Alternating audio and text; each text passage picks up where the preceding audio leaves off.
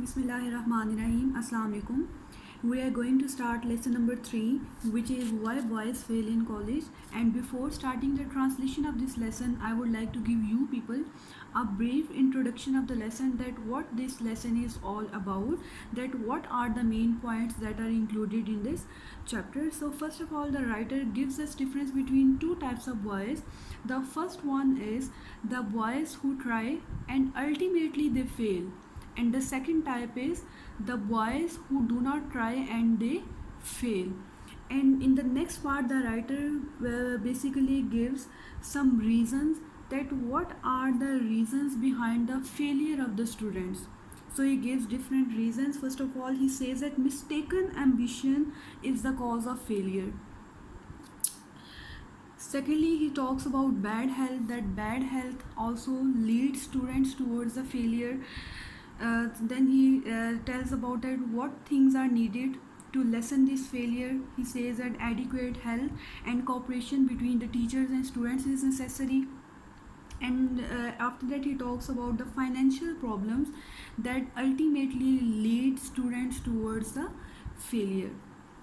So starting our lesson.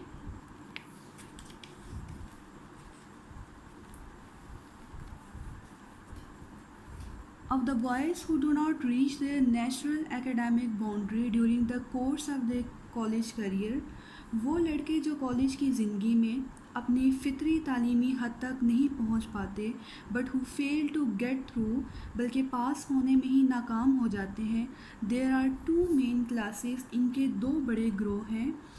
First of all those who try, वो जो कोशिश करते हैं, and those who do not try, और वो जो कोशिश नहीं करते. Many boys attempt seriously to make good and really have the native ability to do so. बहुत से लड़के हैं जो संजीदगी से कोशिश करते हैं और वो ऐसा करने की कुदरती सलाहियत रखते हैं, but find it almost impossible to sit at a desk and concentrate on the task assigned. मगर वो मेज़ पर बैठना और दिए गए काम पर तवज्जो देने को तकरीबन नामुमकिन ही समझते हैं. There is the boy who sits down to study, एक लड़का जो पढ़ने बैठता है. ओपन्स हिज बुक, अपनी किताब को खोलता है. But before starting on his work, लेकिन इससे पहले कि वो अपना काम शुरू करे, सेज टू हिमसेल्फ, अपने आप से कहता है, I think that I had better sharpen my pencil, मेरे ख्याल में मुझे अपनी पेंसिल तराश लेनी चाहिए. इट नीड्स इट बैडली, इसे इसकी सख्त ज़रूरत है. And when he has sharpened it, जब वो अपनी पेंसिल को तराश लेता है, ही ऑब्जर्व्स दैट, वो देखता है, that all his pencils need sharpening.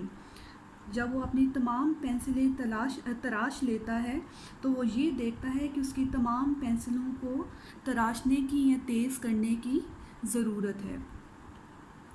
And so on, और वो ऐसा काम करता रहता है until his time is gone, यहाँ तक कि उसका वक्त ख़त्म हो जाता है. And nothing has been done, और कोई भी काम नहीं हुआ होता. Such nervous habits are not easy to approve, ये तमाम असाबी आदतें ख़त्म करना आसान नहीं है. And so far as I can see, और जहाँ तक मैं देख सकता हूँ, cannot be eradicated by anyone but the boy himself, के लड़के के अलावा कोई और इंसान इन आदात को ख़त्म नहीं कर सकता. Others can see the difficulty, दूसरे लोग मुश्किल को देख सकते हैं, but the boy must take himself by the collar, लेकिन लड़के को खुद को सख्ती से समझाना चाहिए.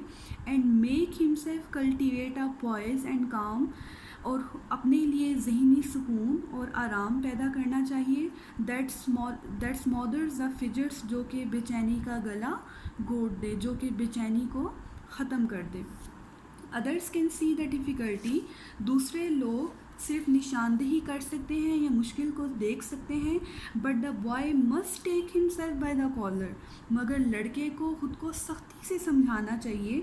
And make himself cultivate a poise and calm, और खुद के लिए एक जहनी सुकून और आसूदगी को परवान चढ़ाने के लिए मजबूर करना चाहिए. दैट स्मॉदर्स द फिजर्स, जो कि बेचैनी को ख़त्म कर दे.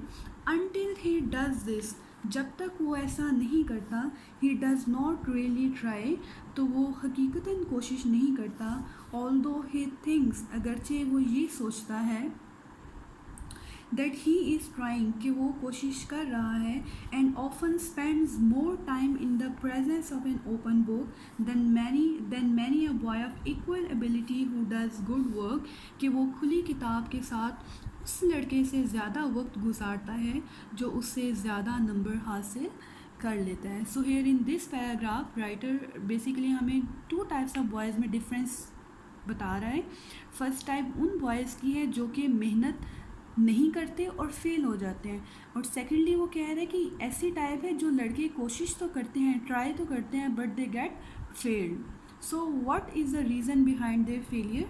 तो राइटर कह रहा है कि जो नर्वस हैबिट्स होती हैं, असाबी आदतें होती हैं, जहनी आदतें होती हैं, ये एक बहुत बड़ी रीज़न है इंसान के फेल होने में. ठीक है.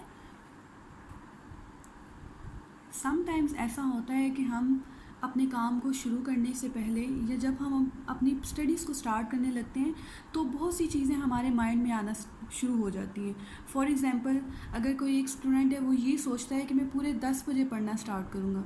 ठीक है. अगर 10 से 1 मिनट भी या 2 मिनट भी ऊपर हो जाता है तो वो स्टूडेंट क्या सोचता है कि मैं 10:05 पे अपना होमवर्क स्टार्ट करूँगा. ठीक है. तो ये सारी हमारी नर्वस हैबिट्स होती हैं. अब सेकंड एग्जांपल राइटर हमें क्या दे रहा है कि एक लड़का ऐसा है जो कि पढ़ने के लिए बैठता है, और जब अपनी स्टडीज़ को स्टार्ट करने से पहले वो ये सोचता है कि क्यों ना मैं अपनी पेंसिल को पहले शार्प कर लूँ. ठीक है. क्योंकि मेरे पेंसिल को शार्प करने की बहुत ज़्यादा ज़रूरत है. तो राइटर के अकॉर्डिंग ये जो तमाम नर्वस हैबिट्स हैं, these are the causes of failure.